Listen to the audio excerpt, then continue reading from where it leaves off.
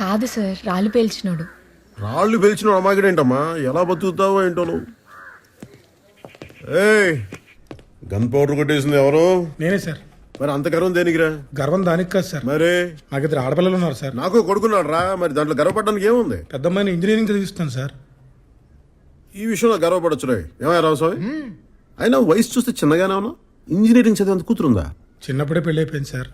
పిల్లల్ని కూడా ఓ ఉద్యమంలో వెంటనే కనేస్తుంటాడు సార్. గన్ పౌడర్ కొట్టేశాడా లేదా దాని గురించి అడగండి సార్ ముందు. రేషన్ షాప్ లో దొరకదు కదా, అందుకే కొట్టేస్తుంటాడు. నీ పేరేంటన్నా? Sebastian sir. సెబాస్టియన్. నాకు ఎదిగిన ఇద్దరు కూతుళ్ళు ఉన్నారు సార్. ఇందాక చెప్పావు. వాళ్ళకి బాత్రూమ్ అయినా ఉండాలి కదా సార్. ఖచ్చితంగా. బ్యాంక్ వాళ్ళు పునాదులు వేస్తే కానీ లోన్ ఏమన్నారు సార్. అంటారుగా, పునాదులు లేవాలంటే రాళ్ళు కావాలి కదా సార్. పాయింటేగా. అందుకనే పేల్ చేశాను సార్.